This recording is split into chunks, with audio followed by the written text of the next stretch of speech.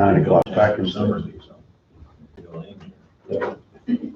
you know at 9:05, Doug Vanderlyn is gonna be on Zoom, Okay. as what was discussed at Monday's meeting.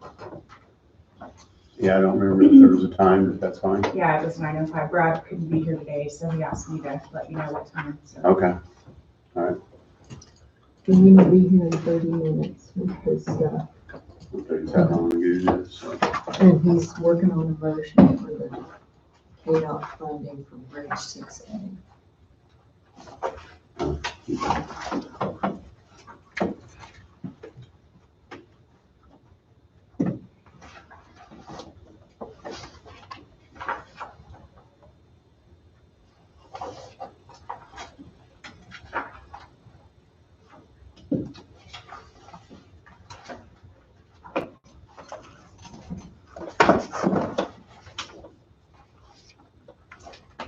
Some of the correspondence going around have a deal from Lisa on the draft.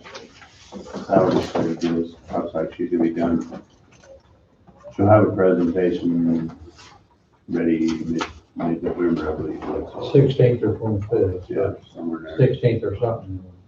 I don't know if we have a special meeting, let her present something. I mean, I don't know, maybe that falls on a Monday.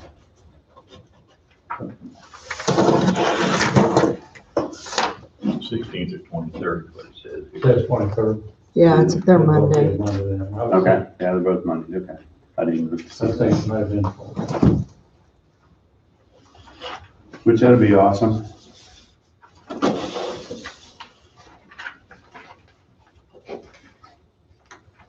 If you want to see how much time she wants, so make sure we agenda-wise. Well, I can go ahead and give her a call and find out which day will work and how much time I need. Yeah, I think I'm sure we're gonna eat up some time. Yeah. That way we don't get somebody at all, Okay. or maybe have to reschedule something, I don't know.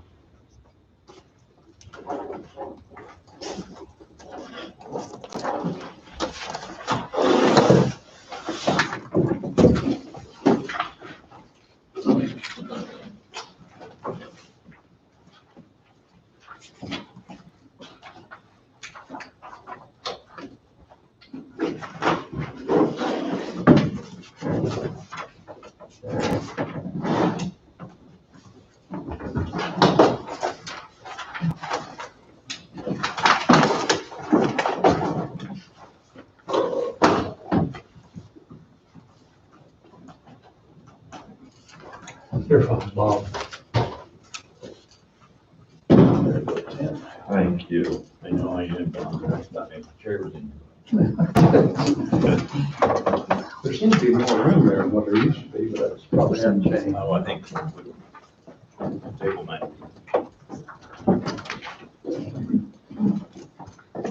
John, I noticed we signed off on 3 letters sent out to like Mike Skillman and Greg and Judy. We had 3 or 4 other applicants.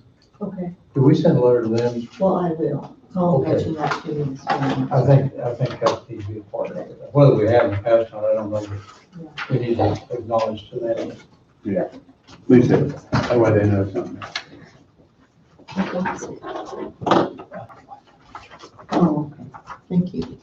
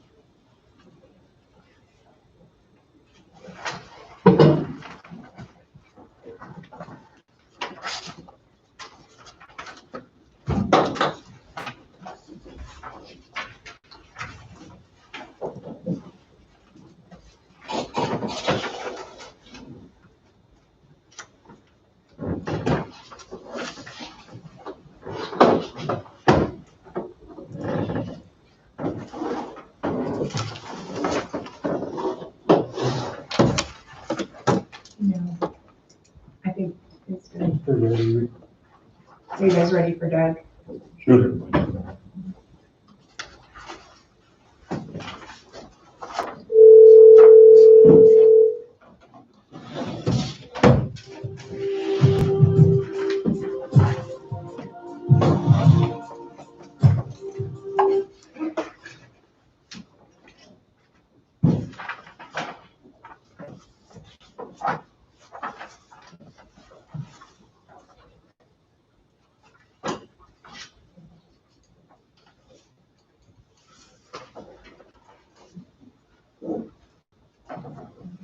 Doug's not ready for us. Here he is. There he is. Come Good on. morning. Morning. What'd you find out? Well, guys, do you have a copy of the letter that I requested that Nick Bright, the CTO of TelXP, sent to us? No, but Donna's going to get it now.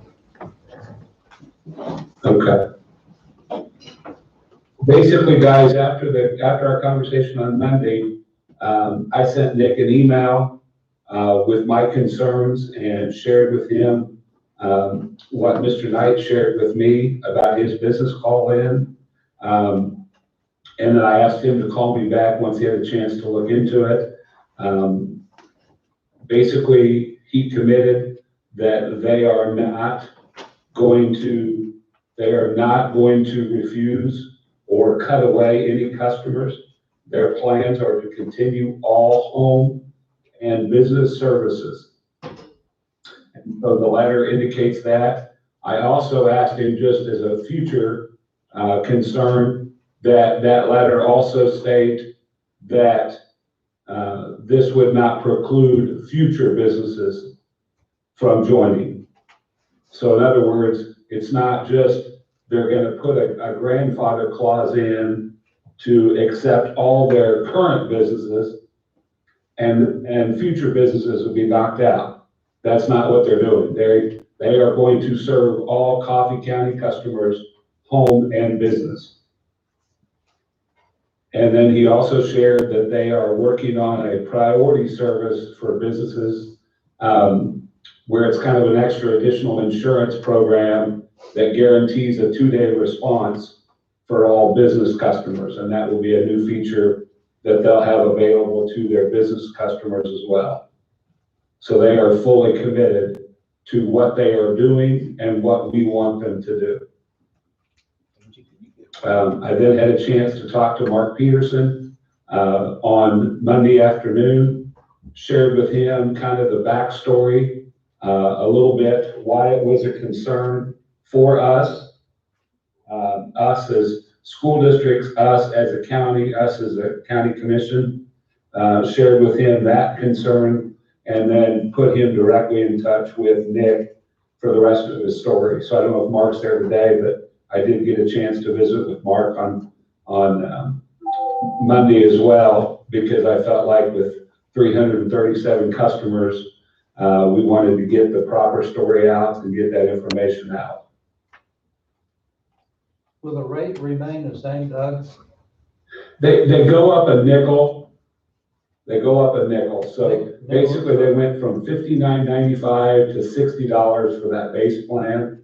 And Coffee County customers would get the same $10 discount they've always gotten because of this partnership agreement.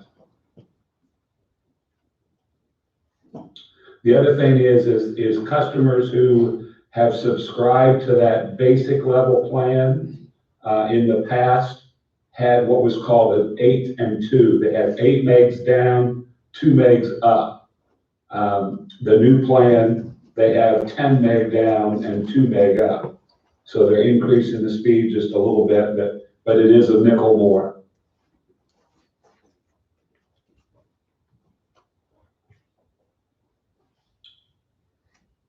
I can't see Wade. I'm assuming Wade's there as well. Yes. Yep. He just walked in. I'm right here. Awesome. I know I had a chance to look over, and I know Wade has too, kind of the modification or potential modification. So I don't want to speak to that unless he needs me to in some way. So you have read this letter, Wade? Which letter? I'm not sure what letter it is, some letter. We haven't seen it, so I don't know what it is. Which are you referencing, Doug? That letter, I think Brad sent you a copy of it when he included the motion. But it was a copy of a letter from TelXP guaranteeing all customers in the county will continue to be served, both home and business that are existing, as well as any future business or home. And I see Donna walking in right now, so I know I can see that she's got copies there. Guys, I'll give you a chance to read over. I think, Donna, if I'm right, you've got a copy of the letter and then also a copy of the flyer on pricing, is that correct? Yes, and also Okay. the phone number, the 800 number on there too, on the third sheet. If people have questions.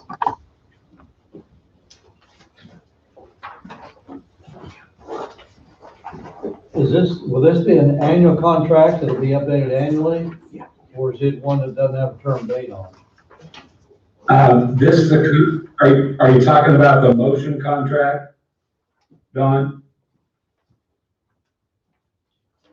Either way.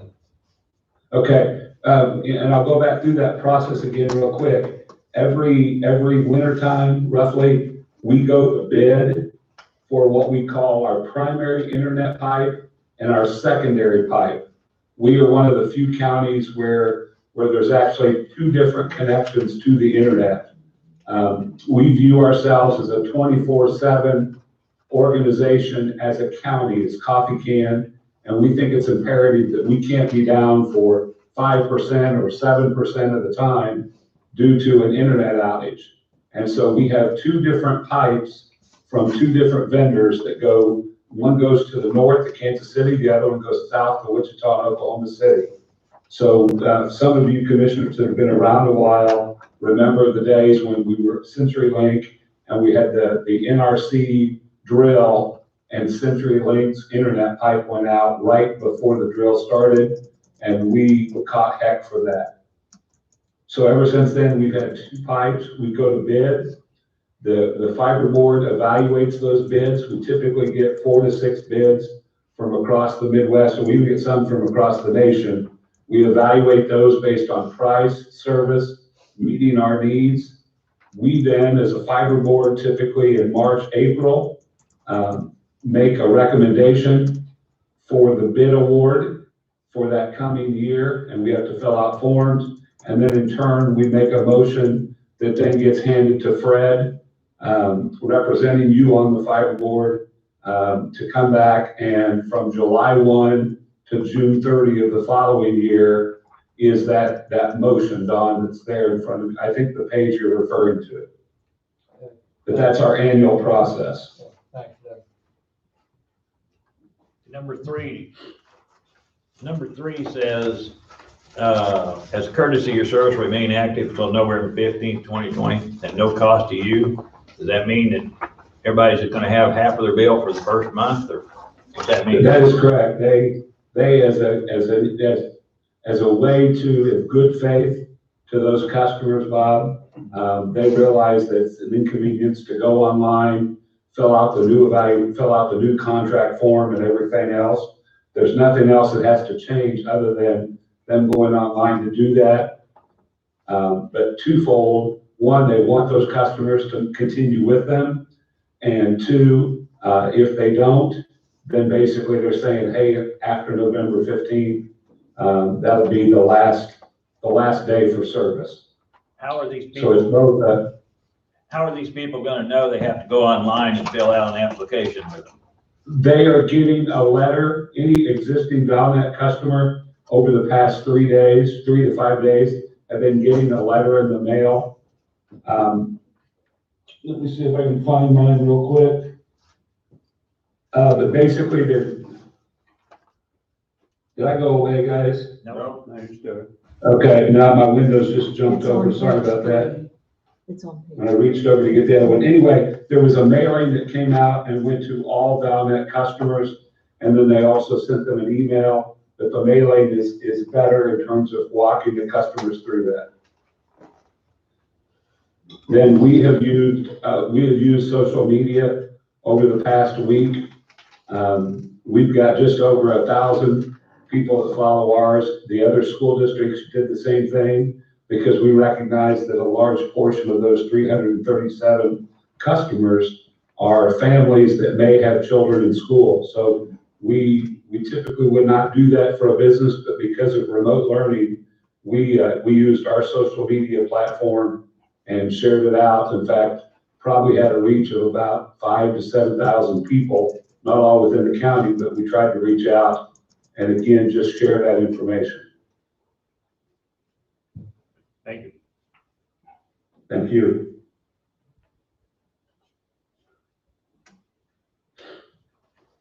So in your judgment, and your opinion, as well as Wade's, doesn't appear to be any breakdown in continuing to provide the service for down the road. I do not, Don, I'll be honest, I do not see any. I do not see any. I have, you know, this is an essential contract for Coffee Can. And so I've spent a lot of time just following, making sure that all the pieces are in place and going to be in place. Because this is our primary internet pipe that we have. So I feel confident standing in front of you today saying that between now and June 30th, that I can tell you that I would recommend this professionally that we will continue as Coffee Can, and that I would like to have the commission do the same thing. And then if we foresee some type of problem, then the whole thing is we're not locked into a 5-year deal or a 10-year deal, because again, we are going to go back to bid again in the springtime to get ready for that next year of what we call E-rate, that federal grant program. So if all of a sudden the wheels fall off, then we're going to be looking at a new vendor come July 1 with a new motion. Does that make sense, Don? Yes. Thank you, Doug. Doug, this is Wade. You can't see me, but Yeah. you can hear me, right? Yes, sir. Okay. So TelXP is in essence taking the place of Valnet in this 1-year agreement. Is that a pretty good summary? Yes, sir. That is correct. So the Valnet originally was the provider. Now what you're asking is TelXP to take the place of Valnet, since Valnet is no longer going to be operating. Yes, sir. Yes, sir. That they be recognized, that TelXP be recognized as that provider of the wireless service, which allows them to use our network and so forth to provide that service across Coffee County. And time is of the essence, at least right now, because November 15th, if no changes are made, then there is no provider. Right. Then on November 15th, if there were no provider at that point in time, Coffee Can, the fiber network, which would be the physical courthouse and our 34 physical buildings on the fiber network, would continue to use that service. But in terms of our home and our business customers, they would have no access at that point. Is there any reason why this decision can't be made Monday? I know this situation that just got brought before the board on Monday, so to have it maybe cycle through the community and out to who, I don't even know if, I guess the paper gets printed today, and I know you've been on a campaign to notify people, but if it's done today versus Monday, is there a downside? Guys, I'm sorry, I didn't know that loud. I could not think of one. My biggest thing was I wanted to get what you guys, when I heard that concern that Mr. Knight brought up, I wanted to get that addressed, and I wanted to get that information in your hands as quickly as possible. So I think what we talked about, would Monday be November, Second. what, November 2nd. Guys, I think, you know, and Mark, I saw you kind of drop your your tape recorder up in there. I'm assuming you got with Nick and put some information together. Actually, I didn't get with Nick, I got with, what's his name, Andan, or? Adon, Don, thank you.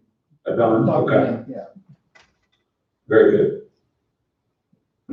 So yeah, but wait, I could see that there'd be one more opportunity and we would not see a discontinuation of service, just simply waiting till Monday, November 2nd, if the commission felt like they wanted to give just a few more days for people to respond. And Doug, from my position, it would be important so that if constituents out in the county had questions or comments they wanted to bring to their respective commissioner, then that could be done in the interim, and then those issues could be addressed on Monday, if you could also be available. And if you have any information on Monday as well, that would be my opinion. Right, if there's any update, you know, they may read that, they may read what Mr. Knight shared, you know, and you guys may have some people come up to you. I'm looking at Tom over on my right-hand side, and somebody may come up to Tom and say, hey, I'm gonna lose my business internet, what am I supposed to do? And he can say, no, on Wednesday, we got this letter, you know, and so you can help put to ease some of those fears and reinforce, you know, make this transition. This new company is a spinoff of the old company and will continue to serve Coffee County. I see no And reason. I will make myself available on Monday, guys. Just basically, I know Brad will be there, so if you call Brad in, I don't know where I'm gonna be at. I don't know where I'm gonna be at health-wise. I was recovering from a kidney surgery, and then all of a sudden Sunday night, I got admitted with pneumonia. And so I feel like I've got a string of bad luck going. So I'm hoping by Monday to be back up and outside of my house in the land of the living. Since this Jesse, Doug, since the meeting Monday, I have been contacted and back in contact with TeleXP, and they did clearly state that businesses, you know, exist, the same as the letter brought out. Since then, my only hiccup was the overreach charges, because Valley did not have the overreach charges. And they went through and explained to me that a household or a business of my size would never use the, what was that, 500 mega, whatever it is. Right, 500 gig. Yeah, 500 gig. That was my biggest concern was, you know, you're spending $200 or $300 for internet service because of the overages. And so they explained to me that, you know, I wanted to know what we had been using. Well, they logged right into Valnet's information and could give me the last 3-4 months of usage of my business. And we averaged probably 320, you know, and they looked in some hospitals, and the hospitals weren't even hitting 500. And so the bigger plane you get, the more gig you get. So I don't, that was my concern also about the overage charges. So absolutely, and within that plan, guys, you know, 95% of all customers in that base plan, because I asked for that statistic as well, just because that's kind of on the data head. 95% of all customers do not or would not hit that. In order to hit that, like you hit on, Mr. Knight, what would be key would be, you know, if you are a gamer, you know, the kids, the young adults, or us, I guess even, that play the streaming video games, or those that have gone to like streaming home services like Hulu and some of those other things for their home TV. You know, those would be the customers that may have that. And then basically what would happen is if you notice that next tier up doubles the amount of data. So, you know, if they are that customer, then speed is going to be a concern for them. One of the other things that I asked for and that they did in some of their marketing was that they created a, if you subscribe and do an online payment, if you do a 12-month contract and an online payment, then they've got a savings per month. And so I thought that was a good faith gesture as well on their part.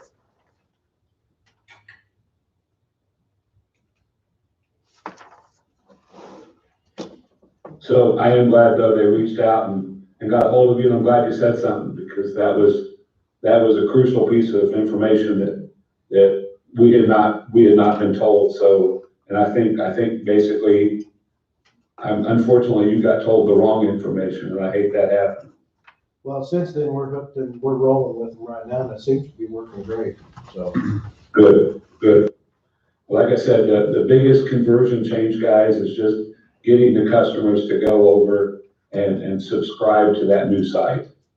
And again, that's between the newspaper, social media, and hope those letters to customers. What I'm hoping for is a very painless transition for many of those customers.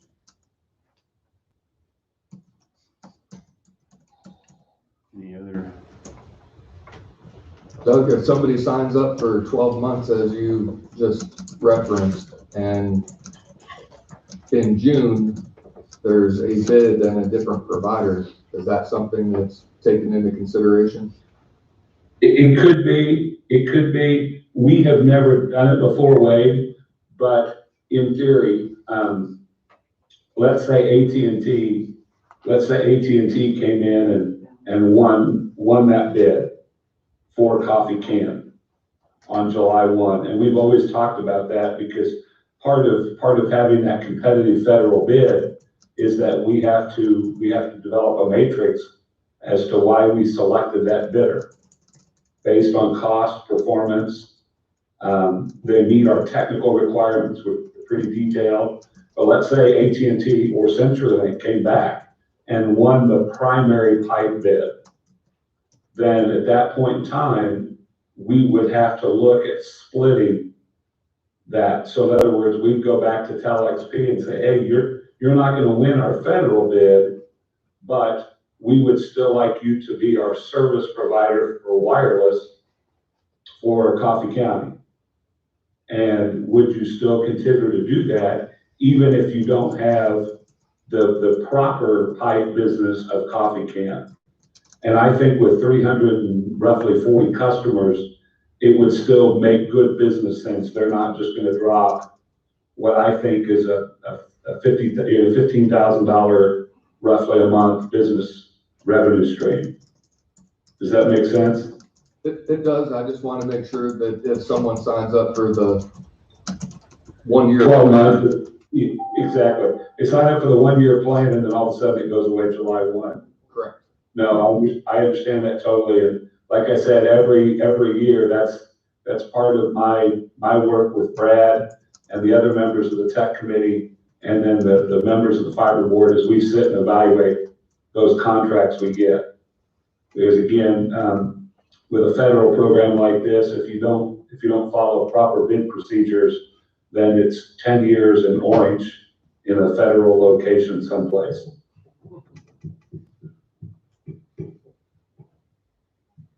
Doug, with 337 customers out there, I'm sure there's some of them are seniors, some of them are not, and everything. May not totally understand the procedures that they're being sent by email and by letter. Has the county got a way of sending a message out to these 337 users? And absolutely, there is. I don't think there's a way for us to pinpoint those 337 users, Don. I know what you're talking about there. I can see a twofold process. One, and I can't speak for your emergency preparedness department, but you guys are all, I believe, probably signed up for Everbridge, the county notification system. But everyone is not. Right, I know, that's what I'm saying, Bob. I'm trying to, there's not a resource that you or I have that's going to guarantee that we're going to get everyone. And so what I'm saying is we've not engaged that Everbridge system to notify those people to take some kind of an action. Does that make sense? Yeah, I just want to make sure that all of our subscribers have a clear description of what's gonna be taking place. Right. And I can talk to Nick about, hey, Nick, as you're working through this transition point, if you have customers, because they're gonna, again, they've got a customer information system in place. Nick, if, just say, hey, or, please follow up. Some of our customers may be senior citizens, may have treated the email or the physical mail like junk mail. Is there some other way to contact? I was just trying to think of what resource, Don, we being Coffee County, what resource do we have that would help in that communication? Yeah, that's the That, resource. That's the resource. you guys work with you guys would have to be the ones to authorize the use of that notification system if you did something like that. I was just trying to come up with other ways using our resources to help.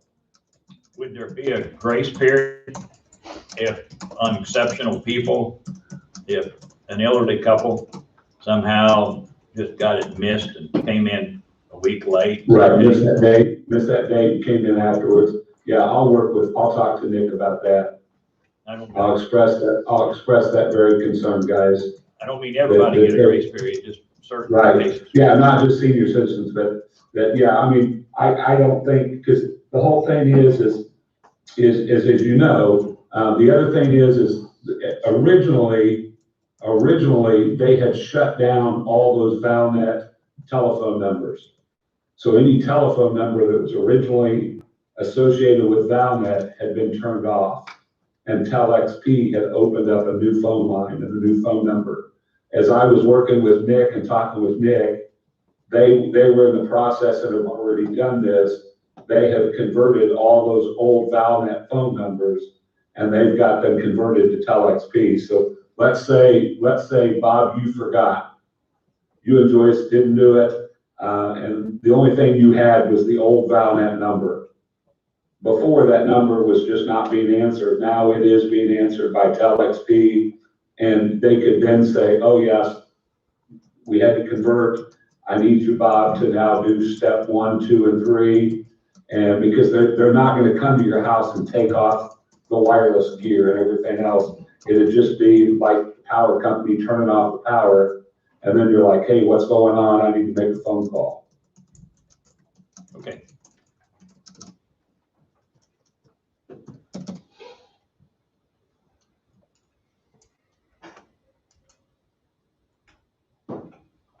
Good points, and like I said, I'm taking some notes here on additional things that I'll talk to them about. Well, it sounds like you've done a very, very good job of doing some discovery for the county and our customer base. We appreciate what you're doing, Doug, and a little more discovery, and we should be able to wrap it up so we can take action on Monday. Sounds good. Sounds good. And like I said, just work through, you work through Brad, or somebody call me, just let me know if I need to be there on Monday. If not, I'll assume that it's kind of business as usual, just wait to hear back from Brad or Wade. And in the meantime, guys, if something comes up and you've got another concern or a comment or something, Donna, if you wouldn't mind, she's got access to me by phone and email. You can get that information to her, and she'll share that information with me. And like I said, I've got my notes today about senior citizens, customers in general, what happens if they miss that deadline, having a grace period and working with us just because of trying to communicate that correct message. The only hiccup I've seen, guys, in this is they don't do billing. It's direct deposit. For some of the seniors, it's direct withdrawal or credit card. You gotta get on site every month and pay your bill. That was kind of the kind of inconvenience that I seen for elderly people. But that's what the world's going to now, is paperless, so that would be the only downfall I could see for an elderly person that refuses to put their information out on the World Wide Web for direct billing, so But if you go on internet, that's what have to happen. I mean, unfortunately. Am I right, Doug? It is. Doug, is there any way around that? I know from past experience. At one point, I've been- At one point, guys, they were talking about that, but then they were doing what was called, it's kind of like using an ATM card, you get a fee for that. They were literally check processing had like an additional $5 fee. That's how a HughesNet is. So, and I can follow up on that and just see if that's something they're gonna continue, after hearing Jesse talk, if that's something they're gonna continue, because I know like the school, we do the monthly payment, but it is an online payment. And by doing so, we avoid $60 of check fees every year. How's Balnet's payment now? Is it all online? So is that? That's how we do it now, yeah. So it really would. I'm not saying that's how the other customers do it, but we didn't want the $5 monthly check fee, so we just do an online payment right now. So it may not change anything then, that part of it. Right, yeah, like I said, I will follow up on that. I'll follow up on that as well, and I'll get a note back to Donna and to Brad if all they're gonna do is online payments. But that's not been uncommon. That's not been uncommon in the telecommunications industry for the last couple of years, that everything's gone to an online payment format. Yeah, I don't know what Valnet was prior to, I think I'd seen some bills for Valnet, but I don't recall 100%. Yeah, I think it's been the past year and a half, maybe 2 years now that we've been doing online payments with them. And then they also set up on an automatic withdrawal, where you do an automatic withdrawal and you tell them, hey, on the X day of this month, then you can withdraw from such and such account.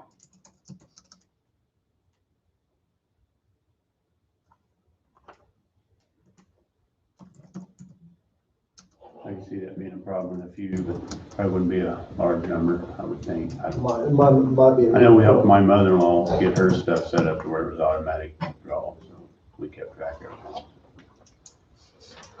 Anybody have anything else for Doug? Well, thanks for joining us today. You're welcome, guys. I thank you all. And like I said, if you have anything else that comes up, please let Donna know. And Donna, if you wouldn't mind passing that on to me.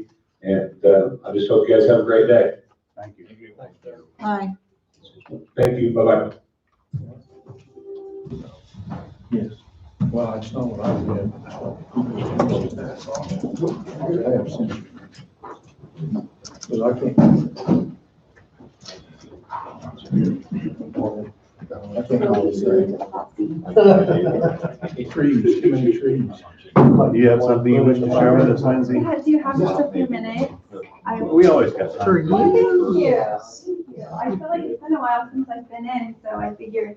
I just had a call from another department, and I obviously haven't had time to speak to Angie about it directly because she's down here, but we're getting questions about timesheets and people who have been off for quarantine or COVID reasons, and how that all works. Do we have any, what are they supposed to put down, or is the individual employee to put use their own vacation in sick, or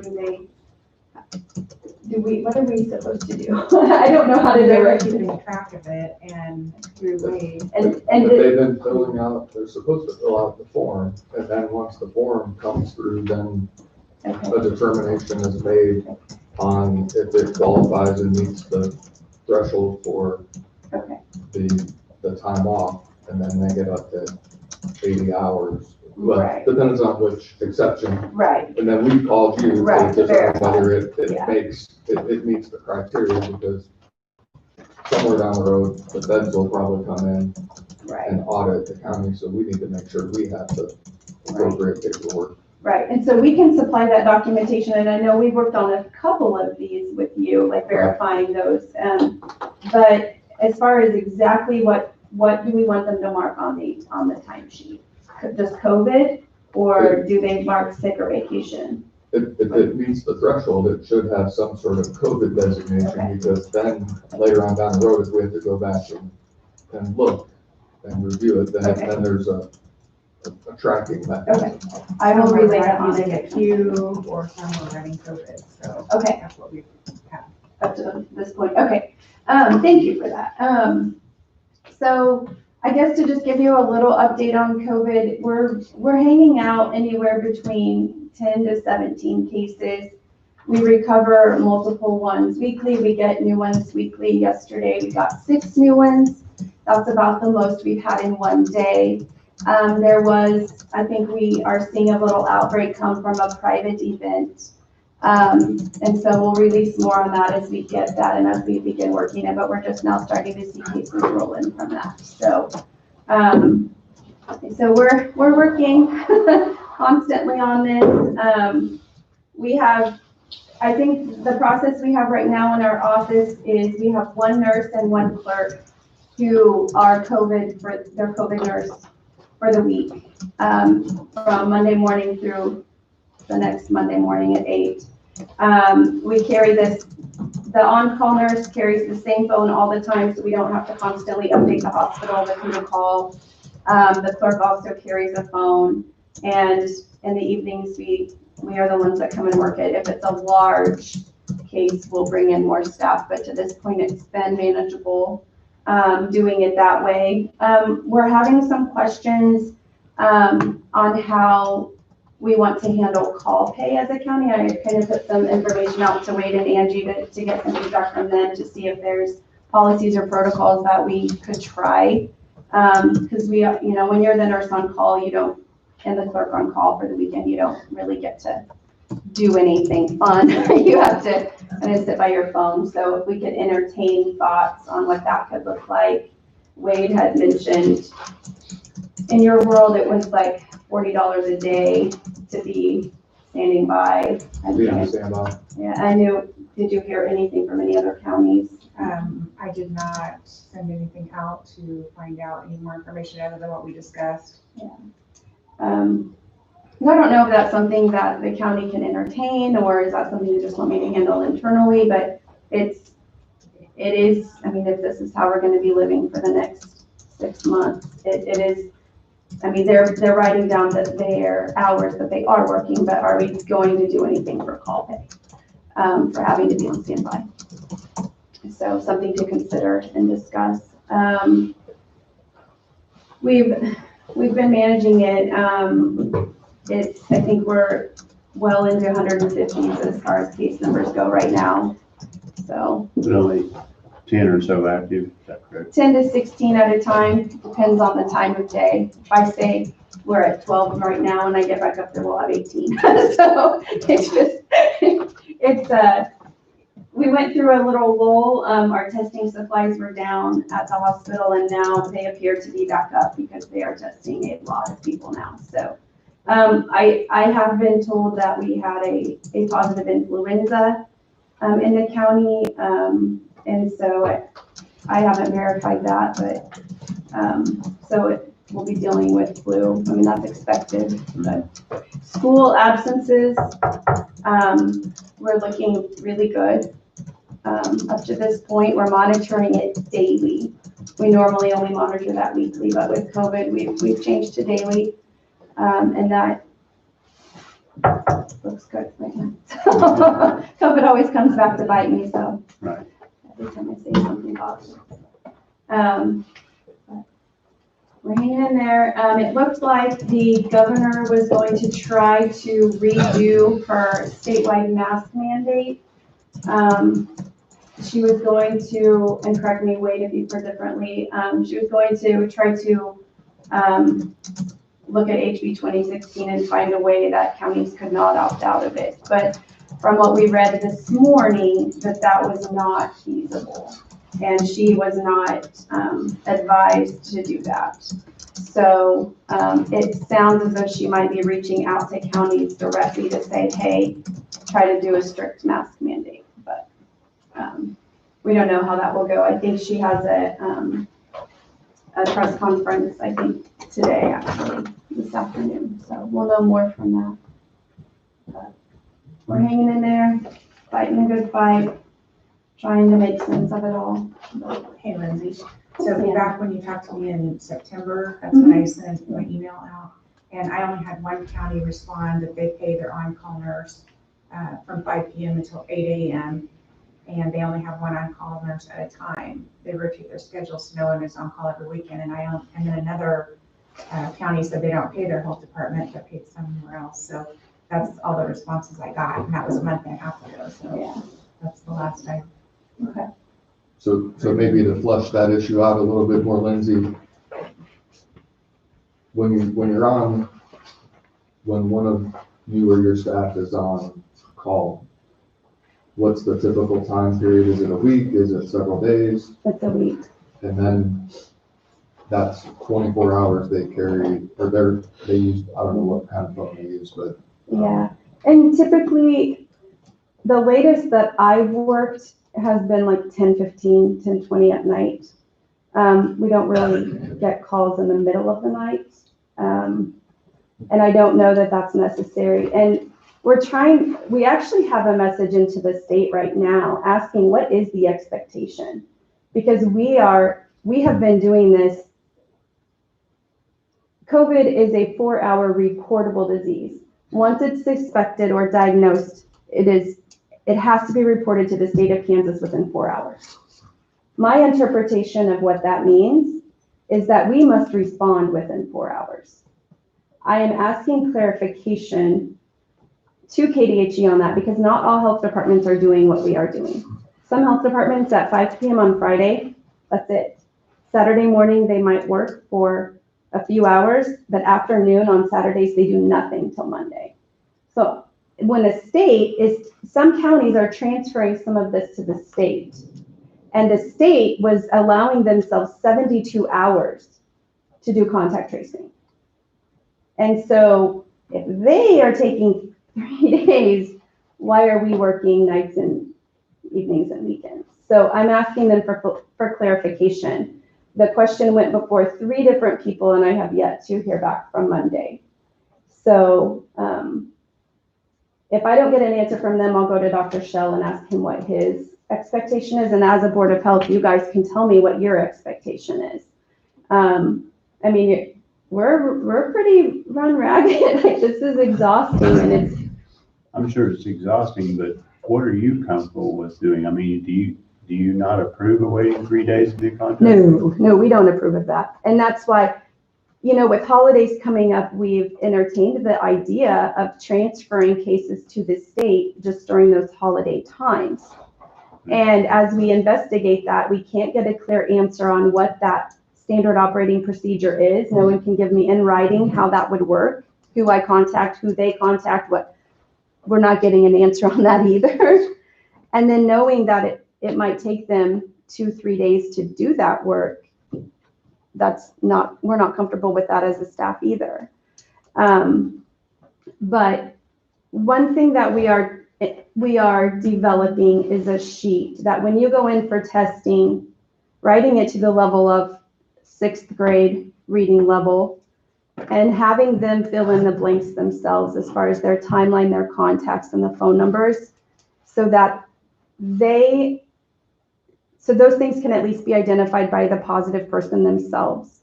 And then that's already ready for us when we come in the next morning, that they can go ahead and make calls to their contacts, tell them that they're going to need to quarantine, and then the next morning we can come in and do it officially and make those calls as well. I think that's the only way we will be comfortable with not doing it in real time, is if there's a form that we can give to them. Back to your on-call time, you're talking from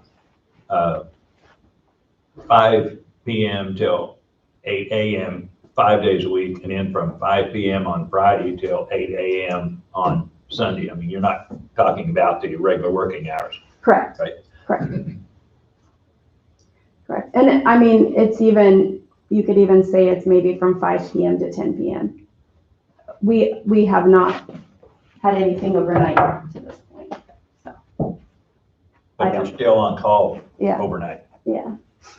And Lindsay, how often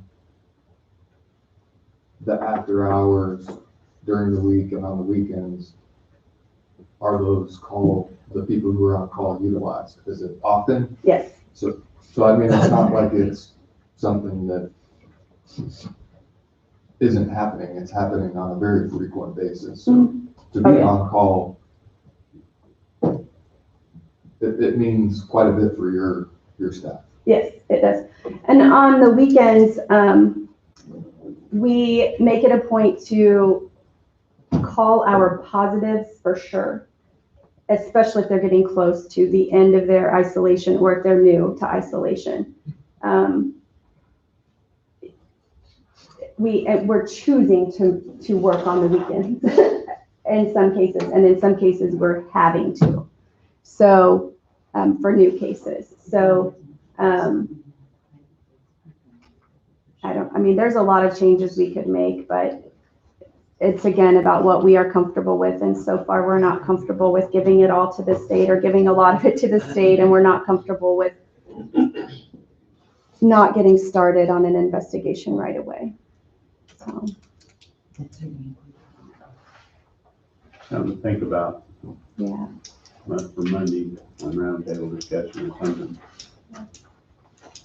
And just so the board and probably the public is aware, Lindsay fields multiple issues at this level and at the state level. And every now and then I get asked a question and I have either an ongoing dialogue with Lindsay or with, at times, Dr. Shell to help kind of, they've got a lot of moving parts, and I don't know a whole lot about the DIG and even what that stands for. Disease investigation guidelines. Right, and there's a DIG, a whole playbook on how to deal with COVID, and at least from my experience in talking with Lindsay, and she can correct me if I'm wrong, but sometimes the rules change, and what's in the DIG sometimes ends up being subject to interpretation, and then it's handled differently at different levels across the state. And there was a recent issue where interpretation of the DIG at this level and at the state level were two different interpretations, and it meant making a decision at this level on how to handle something. So I think Lindsay and her staff need to be commended because they're not dealing with a very easy situation, and it's ever evolving and ever changing based on what maybe even daily. It is. We still have calls from KDHE 4 days a week. So that's how often they try to change things every day but Tuesday. It's exhausting. My neighbor works up at the hospital in environmental services, so I'm kind of aware of what you're up against. Yeah, it's, at this point, I just keep saying it is what it is, and we're doing our jobs, we're doing what we have to do. People are thanking us for calling and checking on them. It's overwhelming and scary at first, but with us keeping in touch with them and checking on how they're doing and trying to get them recovered and healthy as soon as possible and getting them, we have access to the physicians fairly easily. So if there is an issue, we can get direct contact fairly quickly and get them help if they're not quite at the ambulance needing stage. So it's been going well from our perspective. I would expect, given this private event, that we will have more cases over the next 10 days for sure. So I would expect our numbers to go up more. So I had a question. Yeah, sure. You emailed me yesterday about Yeah. anyone with COVID, and being able to vote. Yes. And had you had someone ask about that? Or? We had somebody that we placed in quarantine, so they were exposed, not ill, asking about, I guess we won't get to vote now. And I said, I transferred them up to your office. Okay. I just wondered if we got that answer. We did, but from now on, now that I verified that with you, we will share that you still have an opportunity to vote, and here's how. Okay. Is that Yeah, acceptable? that's fine. Okay. Or just send them on up and we can explain the process. Yeah. Because there's a two-step process that Okay. I need to make sure they follow. So. Okay. And if somebody is in isolation and that means they're ill. And so if they arrive here by driving themselves here, and We can do curbside. that would work. Or they can have an assistant, a person provide assistance for them.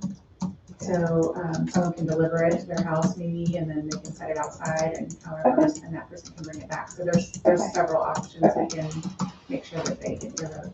Yeah, we will do our best to make sure anyone we place in isolation or quarantine till then will have that information. So we want them to be able to vote if they want to, so. Yeah, so no short of issues with COVID. So, thanks, guys, and thanks for clarifying that. We'll keep relaying that and encouraging people to fill out the appropriate forms. Thank you. Thanks, guys.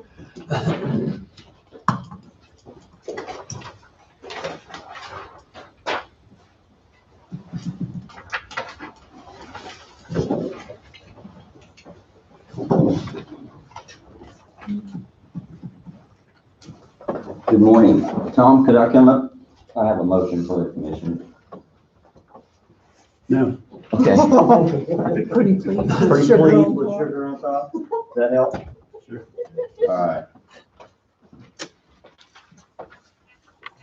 Here we go. Thank you. The reason I have to address this now is they have a short timeline on this request for this form. What it is a couple weeks ago, passed on that we were awarded off-system bridge for 6A. This would be what we call the Kootman Bridge over on Old Highway 50. And so with that, being basically selected for that program, which is an 80-20 program, they also have another form is what they're looking for is the governing body to support it. And so that would be the form that I'm going to have to pass around.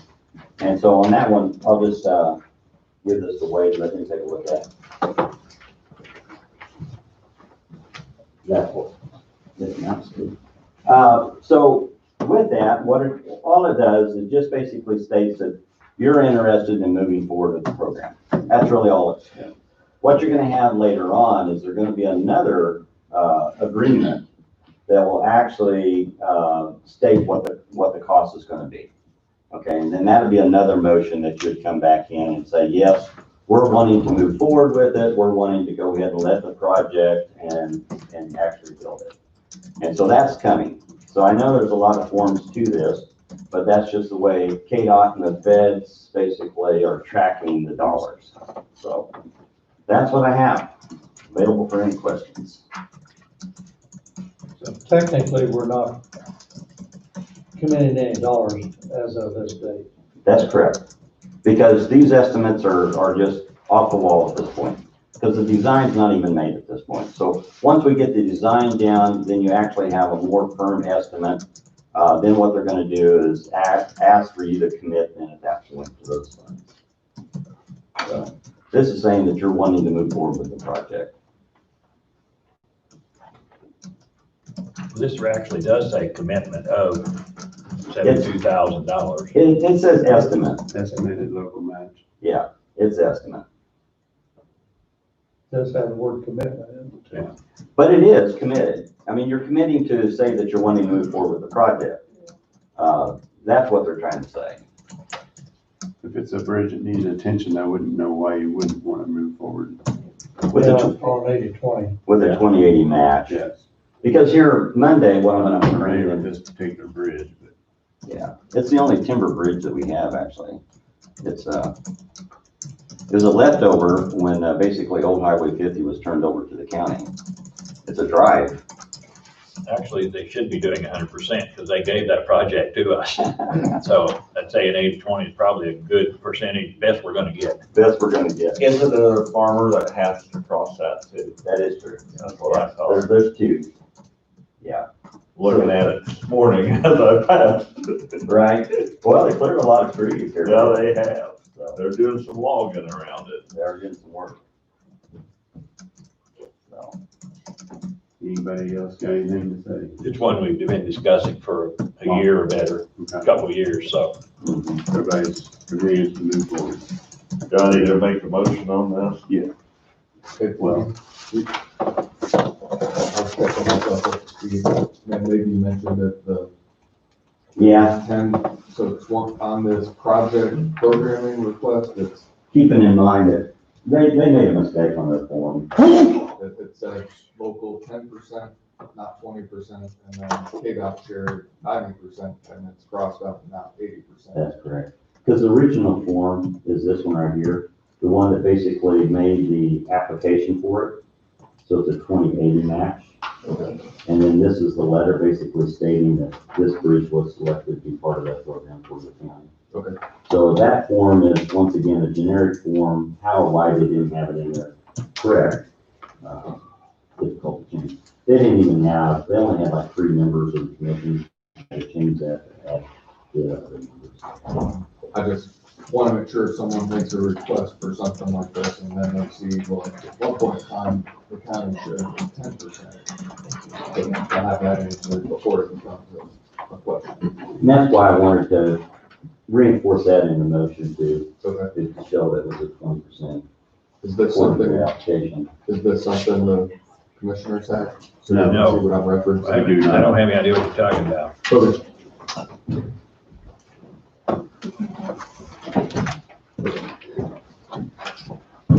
So just so you can see Do what you I'm want me to go referencing, make copies later? that might be. Oh, that's fine. And why that's scratched out is on the original application. You'll see right here that this program is a 2080 match.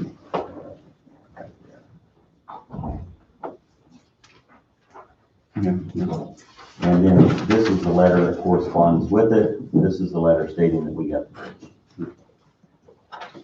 So the program, the application, the original application is a 2080 match. you gotta go?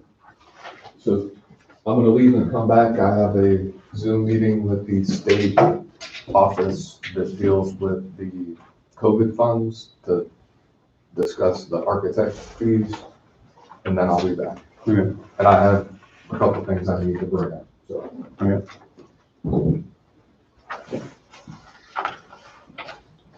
Would, Go to my office. wish to see additional information before I make a motion on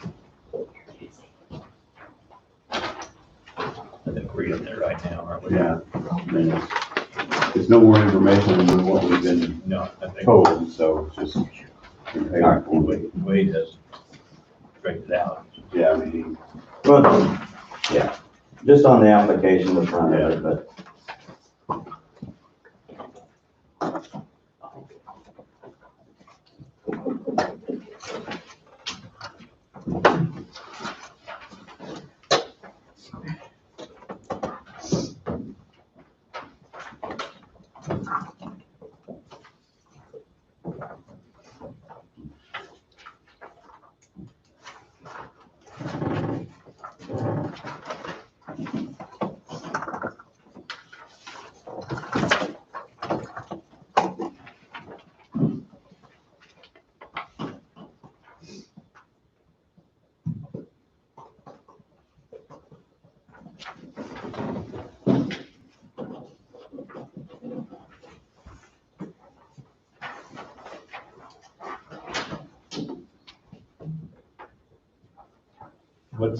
But if you want to see something real funny, Bob, This has desire and local share come in for 350,000. but if you want to see something real funny, this is the example that they give us. And that block right there on that example doesn't even exist on this form here. Okay, and this form here is from Emerald City as an example. Okay, and they talk about improving Yellow Brick Road from the east city limits. Okay, but this is, so once again, the forms, don't put a lot of faith in the form. All you're doing more than anything else is committing to say that the county is interested in moving forward on the project. I wish they would just said that, and we wouldn't have this issue. But the application, once again, the application, which is the letter that was approved by Mike Stringer, local project, is 80-20 funding. And that's That's the application that went in. That is what we're talking about today. So my mark out on that is to basically bring light to the fact that their application is 80-20. If I didn't mark that out at all, you wouldn't even ask the question. But mine is no, the application is 80-20, which you can see right here. So what about this commitment? Is that scratched out? All of this is elementary at this point. It really is. Those numbers don't have really any significance until we actually come up with an agreement contract. What you're gonna have is an agreement contract. And then on that agreement contract will actually state what the prices or estimated cost will be. So this is the 80-20 from the project. So I apologize for the confusion, but I'm given a form that basically is given to us to say you have to fill it out and it needs to be completed before November 1. So. But I tried to cover the bases on the motion is to reflect that it's a 20% match and that's an estimated amount. So. Any other discussion? Motion 2020-57, based upon the recommendation of the county engineer and approval of the county attorney as performed, move to accept Kansas Department of Transportation off-system bridge program for the project replacement of Coffee County Bridge 6A, located 6th Street North and 325 west of Waverly, and sign KDOT Form 1302 for the project program request with projected cost estimate of $364,195. The county estimated local match of 20%, commitment of $72,839. I'll make that motion. Tim's moved, A second. Fred is seconded. All in favor, say aye. Aye. Motion passes 5-0. Okay. Then this is the signature that I'll send up.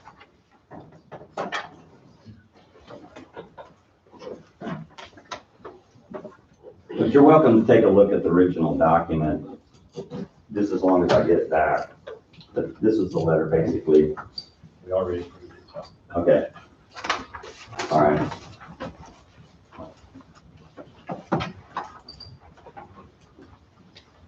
But you'd like this one here, Bob. That's the example of what they give me.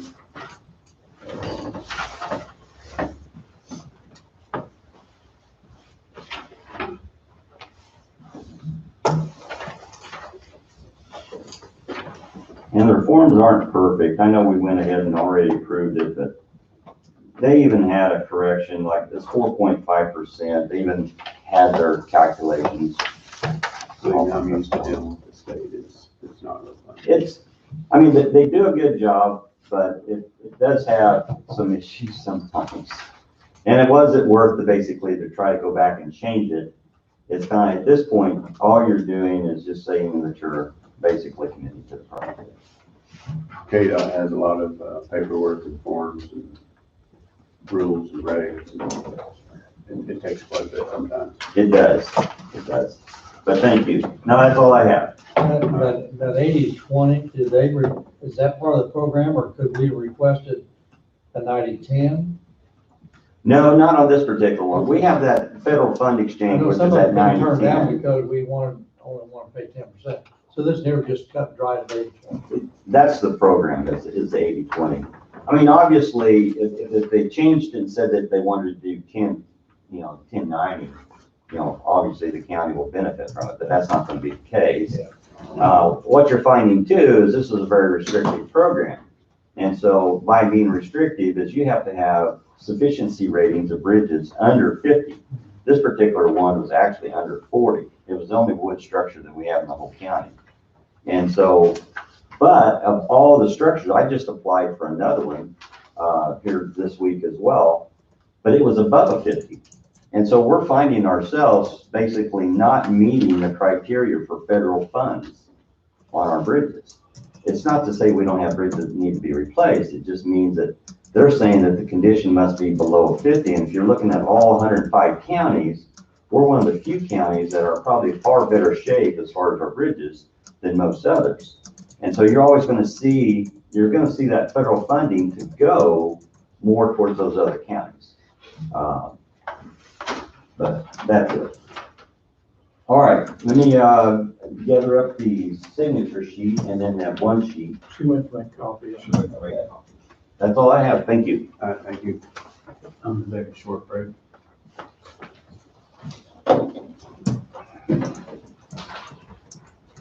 That was a big snowstorm for you. Oh, it was actually pretty good, the snowstorm, because it melted off. And, you know, the product that we put down, actually worked. I mean, it was starting to melt once it got down. Did you guys spray it or did you just go south? No, actually, I don't, the way it came in, if we did put the salt brine onto it, then what we had found is basically more icing conditions, because it came in more dry, it came in pretty cold. So, but, yeah, no, they, you know, they knocked it out, and then they came back with the big one. And then the weather basically warmed up on us a little bit. Where we did it, you had to put in Man, vegetation. I was hoping Into the for year, it. you could Come by by saying roads, horse slick, if you were all the way two to prime weeks. Right. And then it got And that first week, Let out loose yesterday. when it was. Right. And then after that, then you could kind of start. the 50 highway west of the county line. It was pretty slick. Because of the management issue in the market. You know, it's all good. I didn't see anybody off in the ditch when I come down to the commission meeting. I saw several on 75 coming in on Monday, But I've but. got the curves, so it's crazy. Mhm. I can see where it was. I about lost it on the last one out here. She started sliding sideways down the super, you know. Oh, right. So it was, I wasn't going fast enough. Okay. Because Uh-huh. I was worried about people coming around, you know, Right. so I started. Yeah, that's where gravity starts taking you down. Yep. Yeah. As long as it's flexible. Yeah. Well, hopefully it gets everybody kind of ready for it. Ready for it? Yeah. Yeah, now we're gonna see 60 degrees coming up. Yes. Well, see, we're gonna get a break. It's kind of like, okay, now we gotta remember how to drive again. Yeah. Thank you. Yeah. I'm gonna have to give them a call and.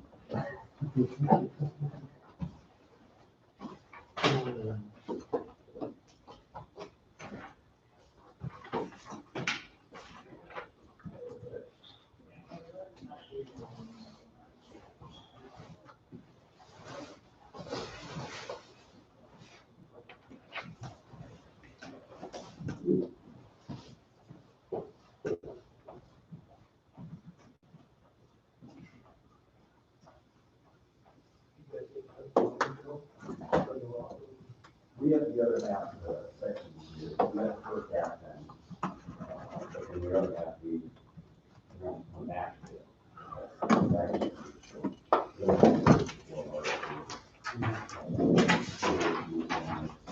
And it's okay, we'll go ahead and approve it for half. But we do want the other portion, basically, covered. So we'll have to go back.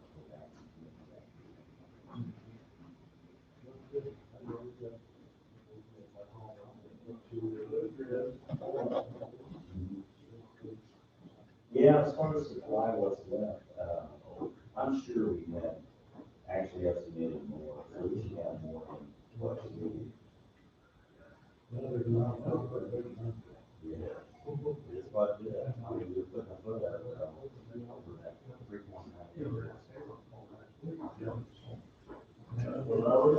Okay. All right, thanks, yeah. I'll give them a call.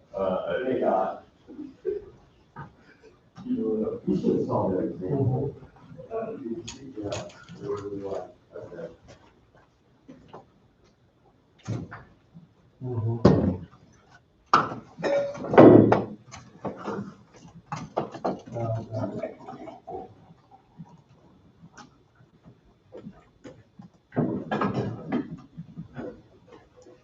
You gonna make any trips to Salina for volleyball yet, or are they done out there too, Fred? They're done with volleyball. They did get done. And basketball, we may have to watch it on computer because they're not allowing very many. Well, there's a petition, I understand, a petition that may be going down. Yeah, but I don't think that will affect Salina. Pardon? I don't think that will affect Salina. No, that's Lyon County only. Yeah.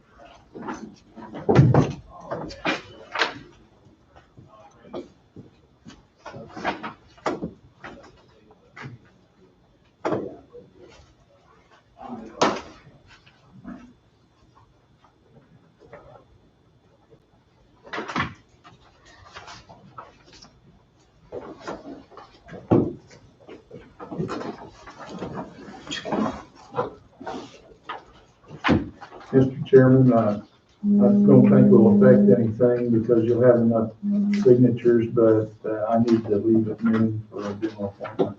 Okay. Hope we're done by then. I hope you are, and hopefully you are. Yeah.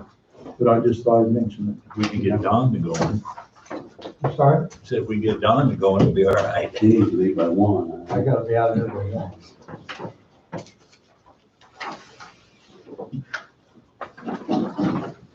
I'd like to be home for supper.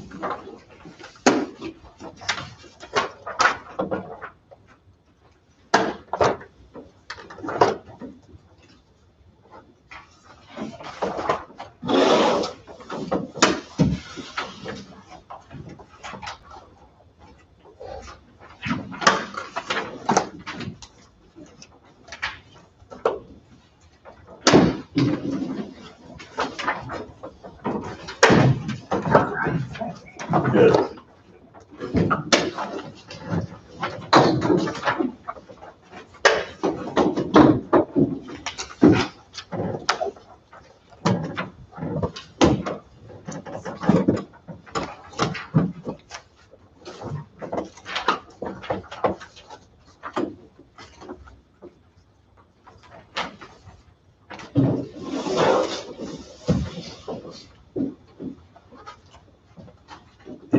$10,995 to Anderson County Sheriff's Department. 10 grand. I was waiting for somebody to mention that because I just signed that check and I'm assuming that's the house.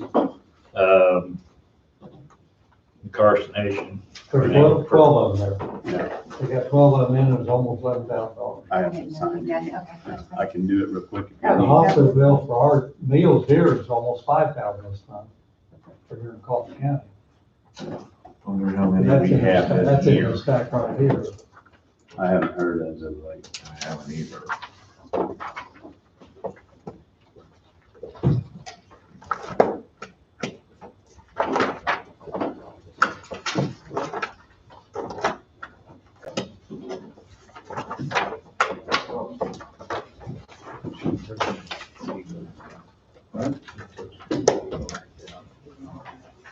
maybe not medical, so.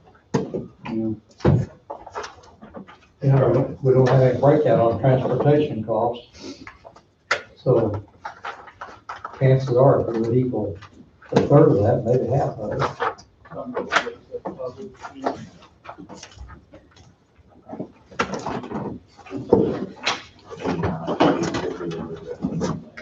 It's not meant that to do with medical stuff.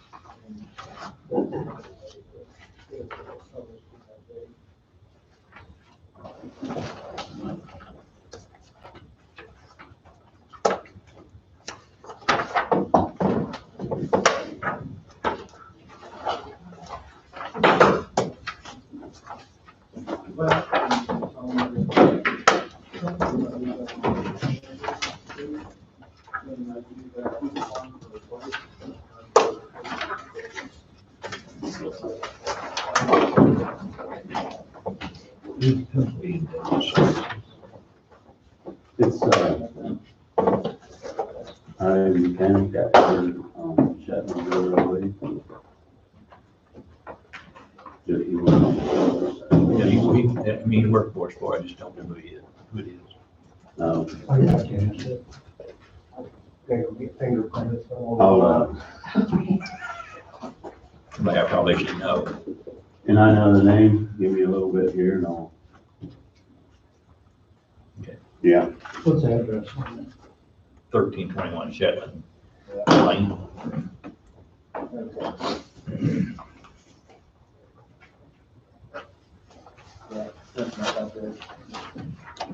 See, that'd be, Doug Young location. He'd be the 1300.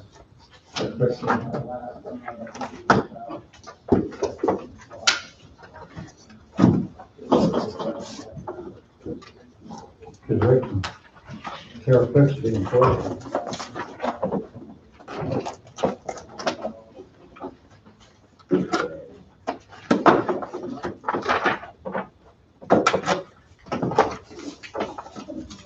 you see that found on the checks? You see that found on them checks?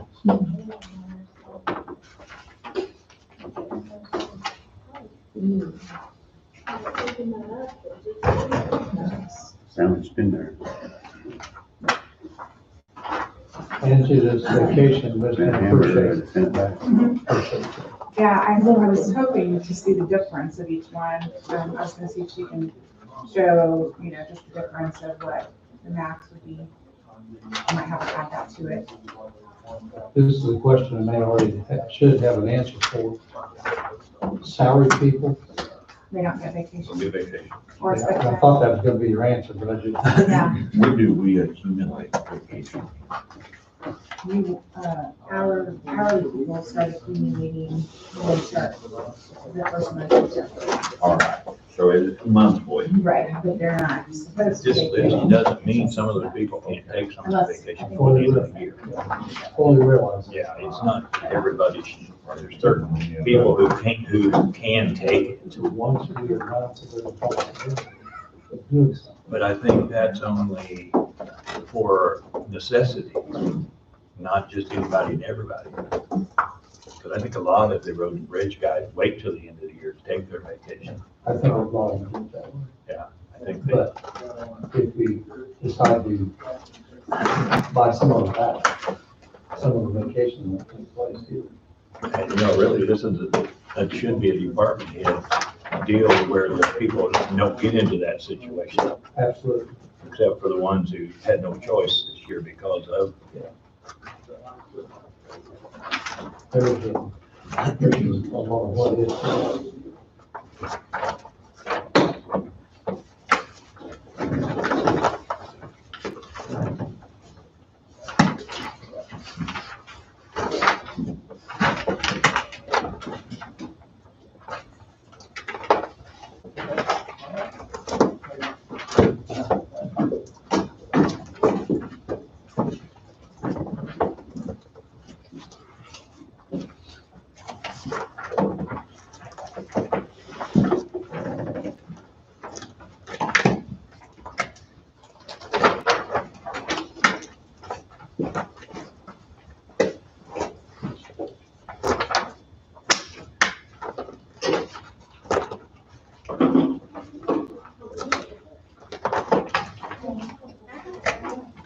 Did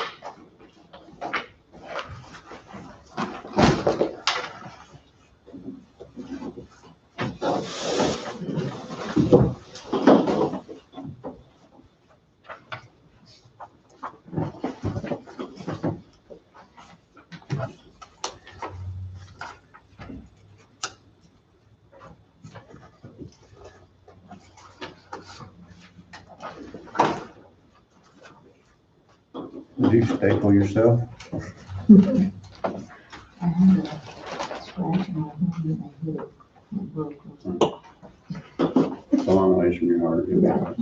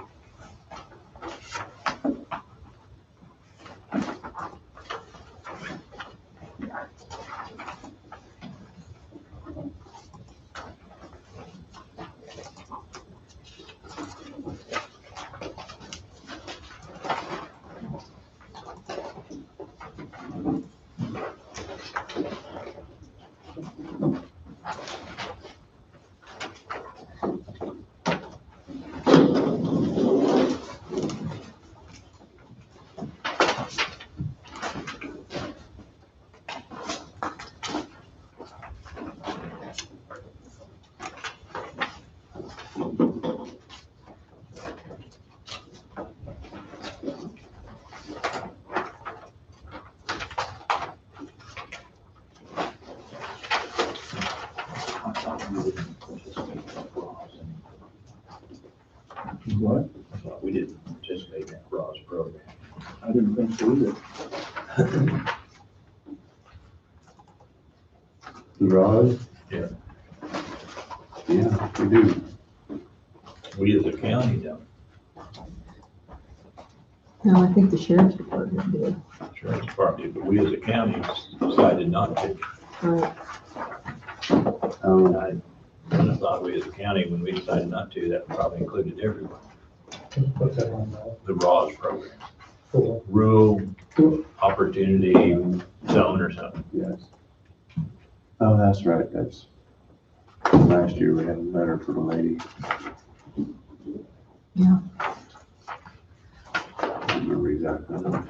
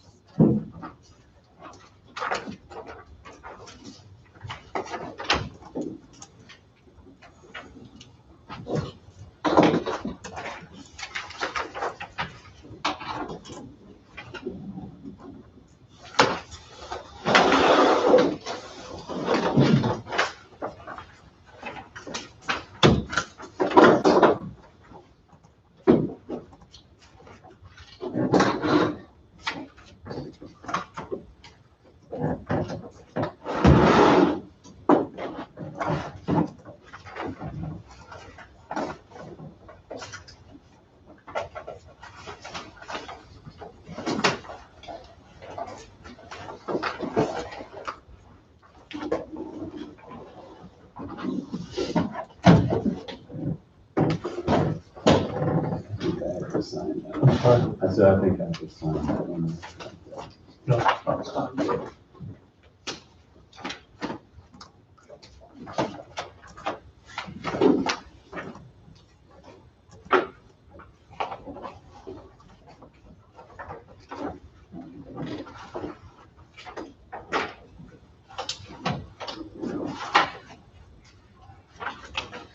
Is this the end of these? that's all I asked you about. Should it be an insurance deal?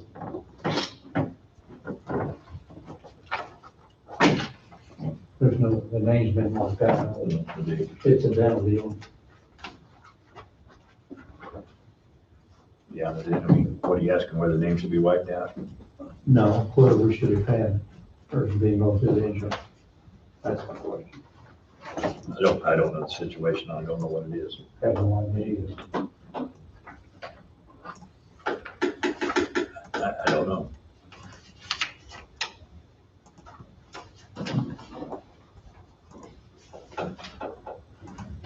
$100 for that, it should be a good.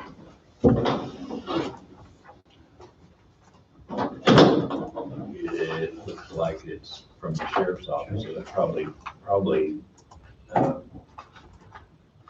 Inmate. inmates. Well, that's a female, 27 years old. Well, if it's inmates and it's not on our insurance. I realize. Is it a question we should ask? I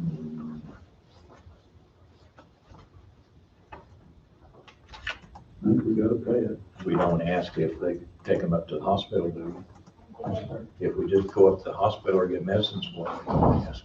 That's just part of being I carcinated. think that probably is an inmate.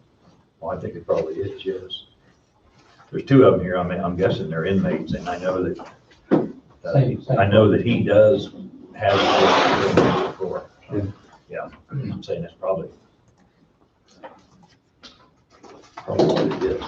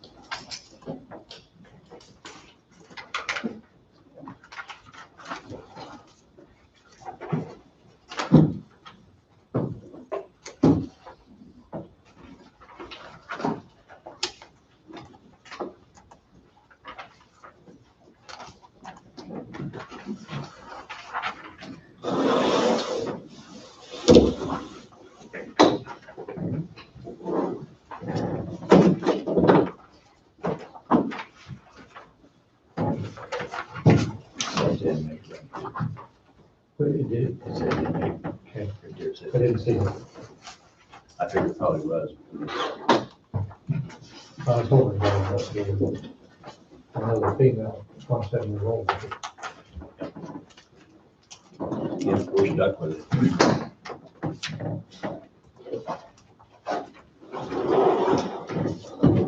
Well, here's this $335, Ed Taylor, that's transporting. Yeah, that's right. I knew he'd been retained to do something. Yes, it's just, that's for the transport from Jackson County, Kansas.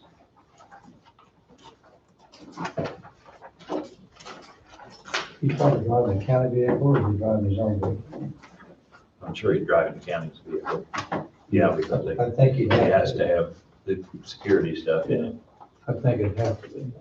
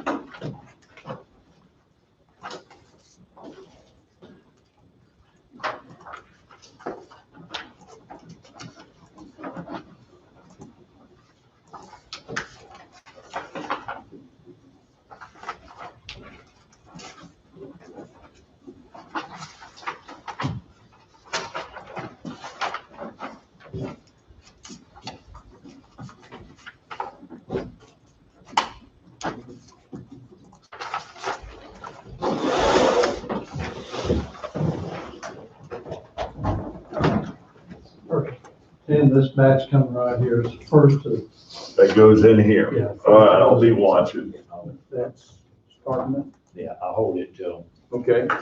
we just, we Don't don't get get me it out of trouble. It's one that's got a long tape. No, One's we've got a long got tape. one more stack and then we'll transfer.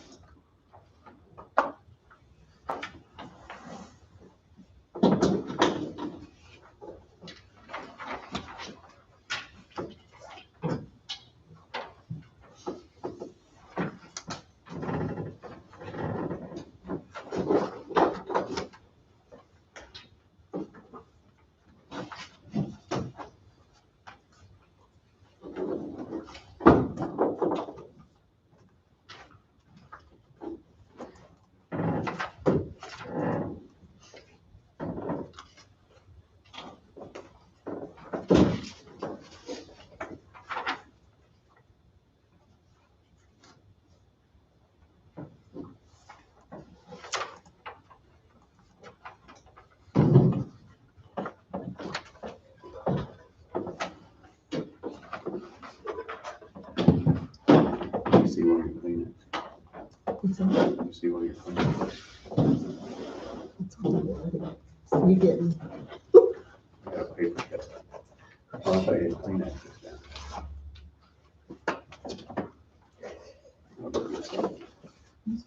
That's hurt now.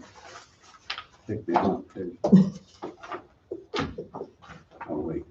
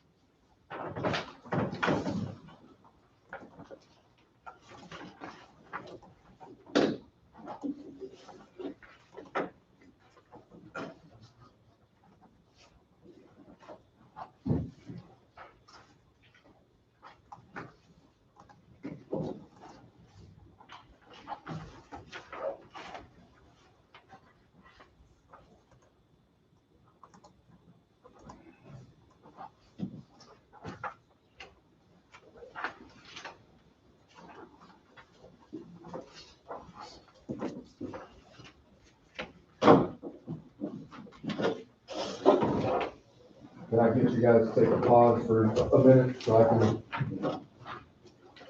Sure. So I just wanted to bring up the issue I brought up the other day about vacation time.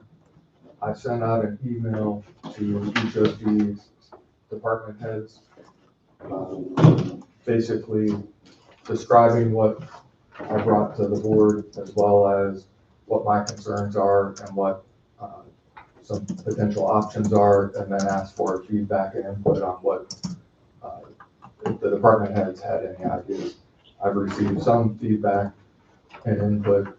I also requested from Denise to get an idea of how many employees would have a potential issue in reference to vacation time. Did that get handed out?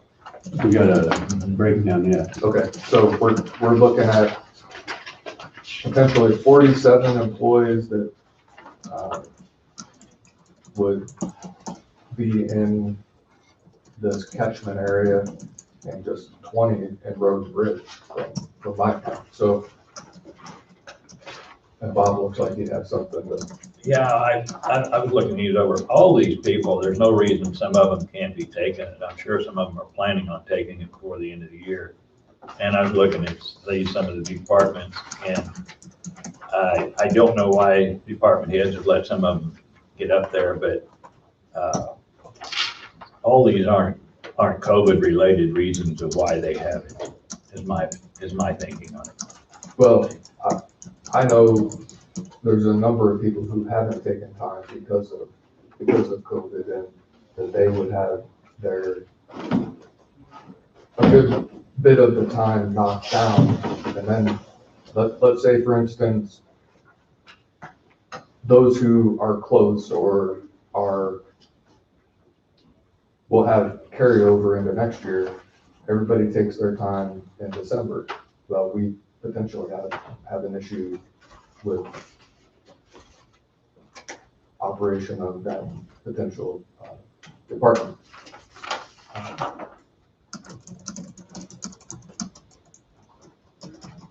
The board gets to make that decision, but I know in my office and putting on my county attorney had one of my employees will, if the choice is you lose it, use it or lose it, it's going to be used, and that will impact my office significantly if employees use their time, and that's their right, and if it has to be used to not carry it over, then that's fine, but we're dealing with a unique situation and unique times right now, and if there is a carryover, the only one reason why I wanted to bring it up today is I think my request would be, probably Angie's the best person to do it, is to contact the accounting firm for the county, because if you recall, in the annual budget, there's a section that deals with, I don't know if it's the encumbrance section, but whatever the payout would be for vacation time and how that would impact the county if there was a carryover, because right now with the cap, I think it's only up to a certain amount. I was provided some feedback from one department head that in other counties, they are allowing a carryover in excess because of COVID. Not to say that's the right answer, but I just want to bring it up because it's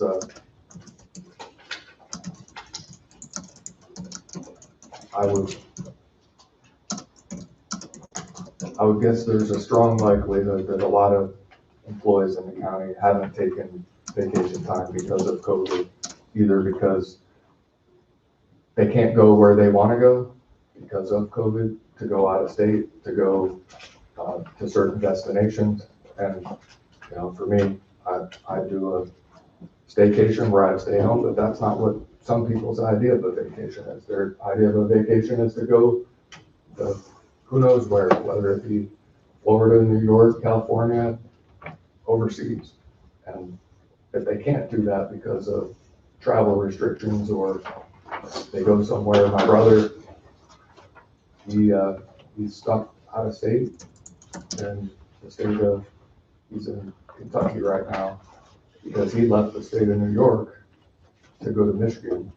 And immediately after he left, Michigan was added to the automatic quarantine list, and he doesn't have enough supplies put together at his apartment to make it for that quarantine period. And if my understanding is in New York, if you don't follow the quarantine, then you potentially are fined $2,000 or $5,000. And so he's gonna wait until time passes and see if he can make it. So I get that. You don't want people to go out of state and then automatically have to go back into quarantine. And that might be a reason why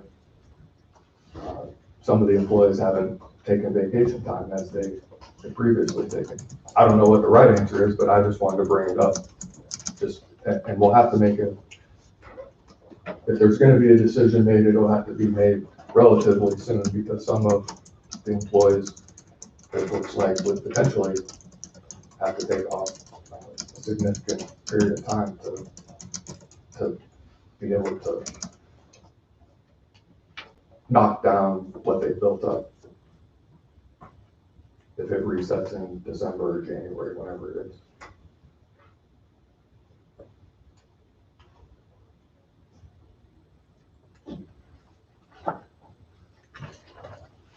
It's one of those deals, Wade, there probably isn't the right answer for it.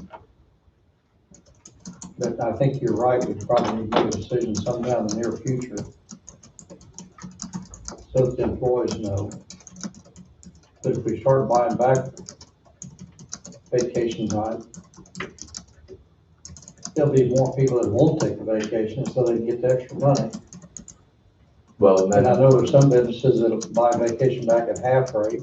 There's so many different plans out there, it's unreal. And there's probably not a clear choice. And of course, we're in uncharted waters right now. Sure. And there's not a good answer that'll fit every situation. We have this list, but could we check with department heads and see if some of these 10 people potentially have scheduled for off a little bit later Sure. in this year? I mean, I don't think the list is a complete list of the way that it actually portrays it, because I know some of these people have always waited towards the end of the year to take off. Sure, and that's a possibility. I was just looking for what our current status is and the information that can be brought forward that can give us maybe I don't know if I can use the word clear very well, because there's nothing clear. It's probably the murky idea of where we are at the present time.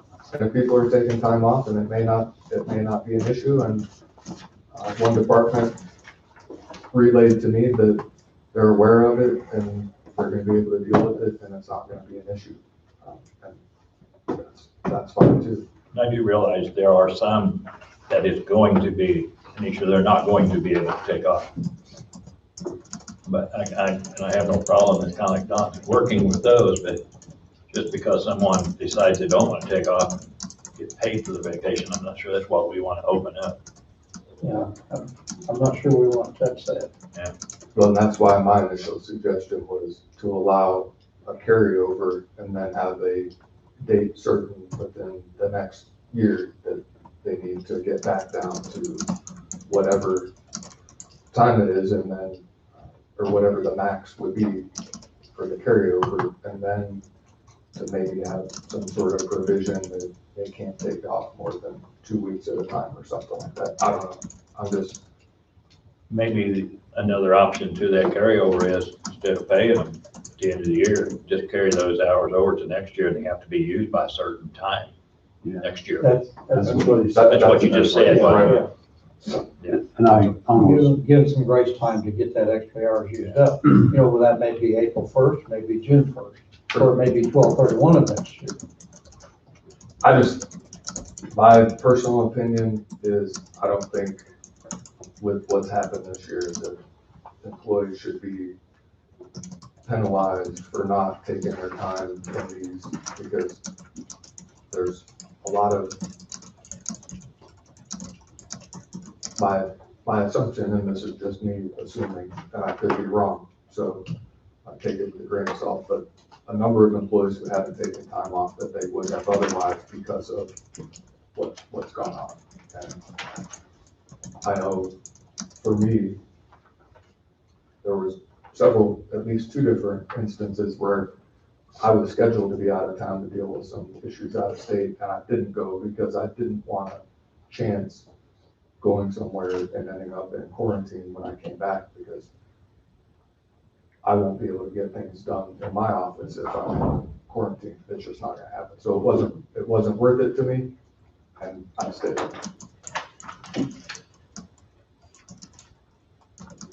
I personally, I like Jesse's idea of buying them back, but, carrying them over next year and give them until December 31st next year to burn them up and, or use them up, however you want to word it. We just need to figure out from the budget side how that would impact things, because I think within the budget,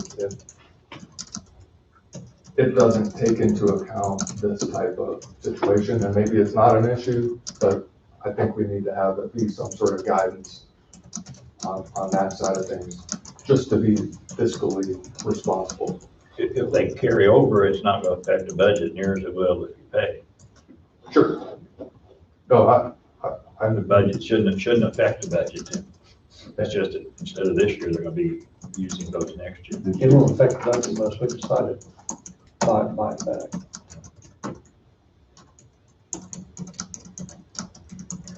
I don't think, To me, working with a grace period in the next year that's got some excess hours, to me, is probably gonna be the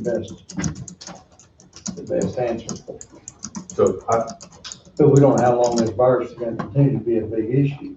We may be facing the same situation 12 months from now. go for That's what I said, there's probably not a good answer that will solve all the problems. I don't think you'll have enough I'm to sorry. pay out. I don't think you'll have enough in the budget to pay out, because you guys worked on those this last year and the year before to, not allow for any, cushion much of all. So I don't think I think it will hurt the budget quite a bit if you do a payout. And one thing we used to do is if, people accumulated comp time, we gave them, they had to take it within a certain amount of the following month or whatever it might be. So it's just basically kind of what you're saying, but give them a little more than a month to get it taken care of.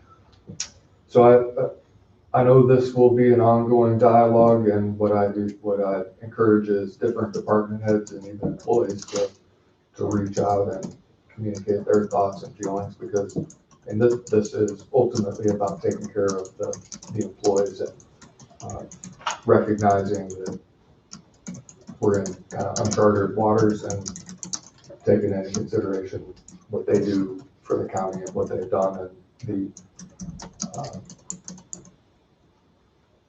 just, I don't know if there's another way to say it. So nothing needs to be done today. This was just sort of the update and my thoughts since your meeting today. We can approach it, and I need all of the, internet things. Everything's fluid. I don't know. It has to be next Monday, because I would think we should be checking with some department heads to try to find out just if there are people that are scheduled to be off, and kind of that make our numbers more complete than what they are when we go to make that decision. We can have Don draft out something to the department heads via email to get such information. And I've sent out an email to all the department Oh, well, heads, you've already done it. but I didn't ask for that specific. Maybe information.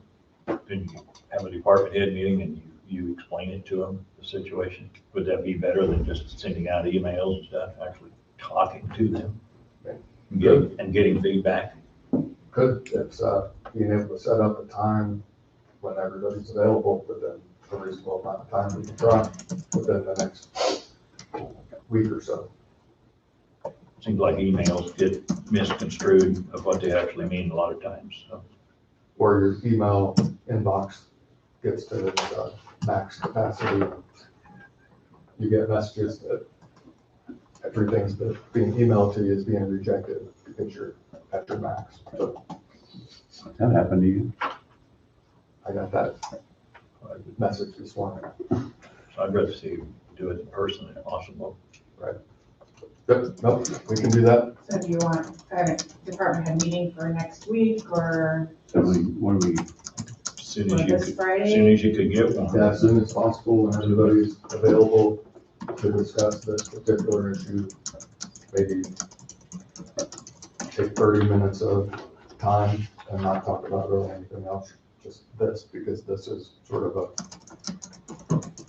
imminent situation that needs to be addressed sooner rather than later. And you would be able to host that for us. Sure. Thank you.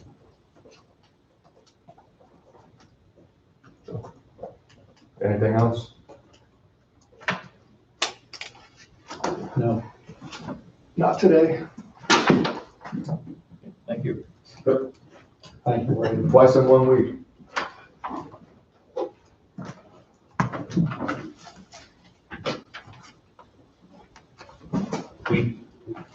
We did point out that the amount of money that we had spent to Anderson County in the last few days, last month on the jail project, on the jail, so.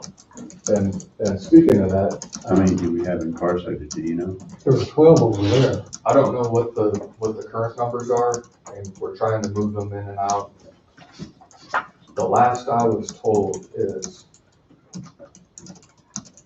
the numbers were down, and now they're going up again, and for inmates in Coffee County. And that we can't send them to Anderson County, at least as of several days ago, because they're at capacity. We started sending people to Allen County, but they're at max capacity. So this is more of probably a sheriff's question, but I think they were gonna try to figure out a way to pull out some, whatever you lay on the floor, some beds on the floor of this. And we're just, The list in the paper was longer this last week than what had been for a while. it goes in cycles. You try to move them through, and we do a pretty good job of getting people out. And others, depending on what the allegations are for the crimes they've committed, some people that have bonds that they need to meet, you can't just let them out on a promise to return. So there needs to be some sort of assurances other than a bond on their own recognizance. The billing from Anderson County was 12 inmates. A lot of them were 30 days. The least one was 17 days. So that's kind of where we're at. We're putting them over there for a month at a time. And then we had, how many dollars it was? 10,000. That was on that, but then we had, quite a few dollars on contracting of transporting, yes. So Because for certain hearings, they have to be here in person. Whenever we can, we try to utilize Zoom technology and appear individuals either from Coffee County or Allen County or Anderson County by Zoom. But any evidentiary hearing, any hearing where in front of Judge Wine, for the most part, felony pleas, felony sentencing, felony revocations, all those hearings have to occur in person at the courthouse. So someone who's being detained wherever they are, they have to come back and be present in the courtroom. And then I don't know where they go from there, but my assumption is they go back. So that's another thing to consider, that if a new jail is built and it only houses the jail and the sheriff's department, there's going to be, wherever that is in the county, there's gonna be a transportation cost associated with going back and forth, then you're also gonna have potential additional liability issue to, that I'm sure the insurance company will wanna chime in on for not only the safety of that transport, but the liability that goes with that sort of transportation on the county's behalf. Because as everybody knows, more accidents occur within 5 miles of where somebody resides than anywhere else, is my understanding, at least from the last statistics that I've seen. So if you're transporting back and forth, you hope nothing happens, but there's that risk and potential. And that's just another expense I know in Neosho County, for example. They have their jail in Erie. They have a courthouse in Erie, but they also have a courthouse in Chanute. And they do quite a bit of transport from Erie of their inmates to Chanute for hearings before the district court there. That would be an example of maybe a location to look into what those costs are, because that's what they've been doing for years. But I know they have a transport van and a wagon, and they go back and forth on a very regular basis. So That's an awful unusual situation down there with Erie and Chanute being in two different towns from the same county. there's not You many. thought that had all been put together in one city sometime in the past. Well, another place like that is Montgomery County. Labette County, same way. Labette, same way. Parsons and, I forget what the other one is. Montgomery County is Independence and Coffeyville. Yeah. And that's, I think, there's one or two others that come to mind. Must be more of that than what I thought there would be. But there's not very many. There may be 5, somewhere in the neighborhood of 5, maybe 4. But back several years ago, I worked on a regular basis in Neosho County at different points in time. So I kind of got accustomed to sometimes there's delays when you're transporting inmates, and it holds up court at times because you never know what you're gonna deal with or expect. And between Erie and Chanute is, it's not a short distance, it's not 5 miles away.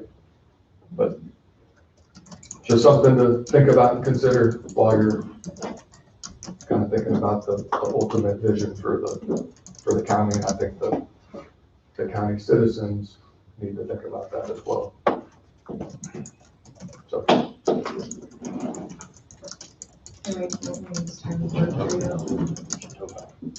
She's okay.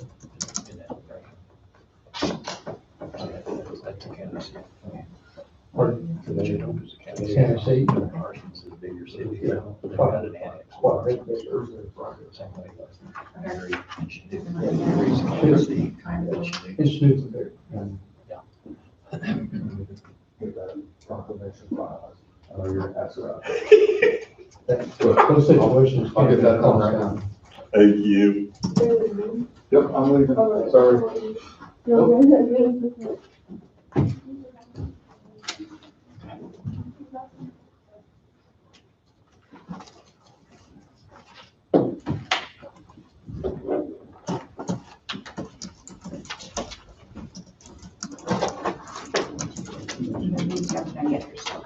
That's fine. Panel, actually, I had a paper cut, the whole workers. Thank you. I know that one, I got a spot. I don't know if you want to try and fix it. I wish I could have had section, I didn't realize it until I, you know what I'm saying? Yeah. I wouldn't want to leave. Right. Thank you. Yeah. Come out about Yeah, I mean, yeah, it'll come out right. We do it, I need to be on that.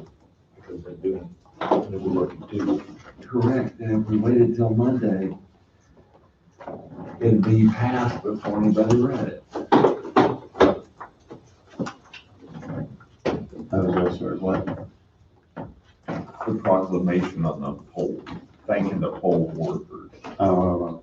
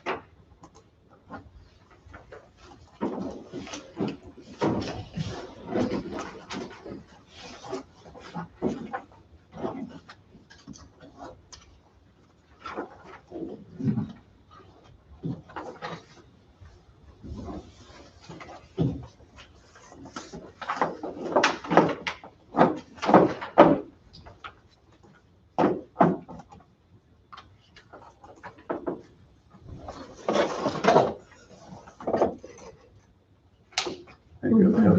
I got me a Scooby-Doo Band-Aid. There you go.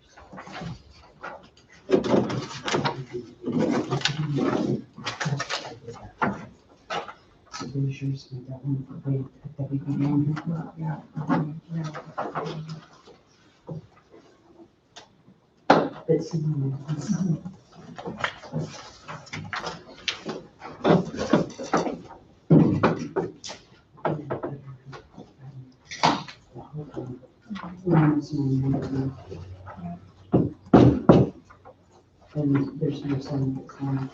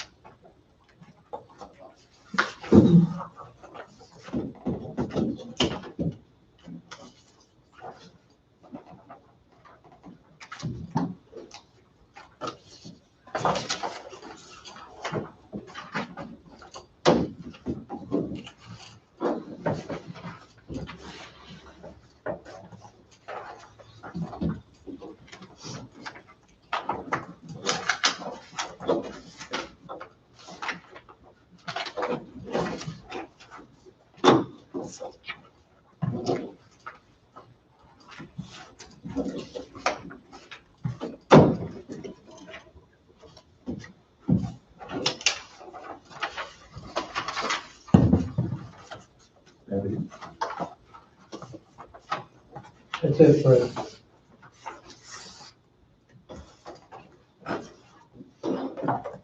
Looks like we'll make it by noon unless something comes up. Looks like it.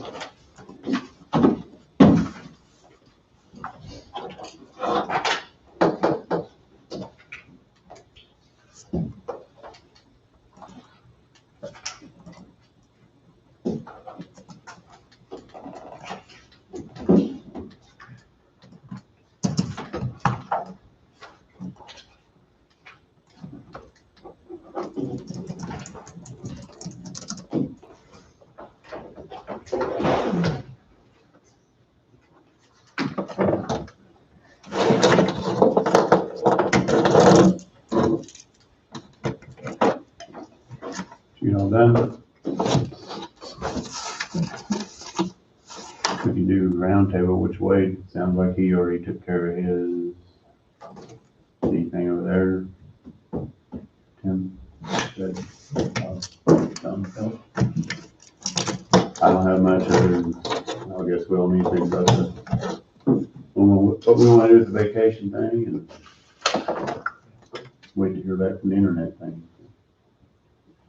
What do you got, Donna? I don't have anything. Okay. Well. 11:32. Adjourned. Let's We made it, yeah.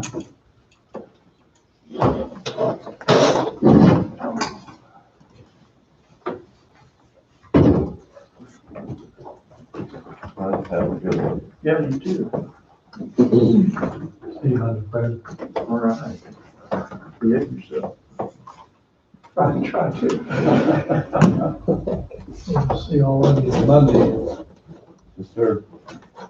See you, Dawn. Have a good one. You too. Stay strong. Main thing, stay healthy. Yeah, Always exactly. true. You made it through this. Yeah, we're pushing 900 up there now.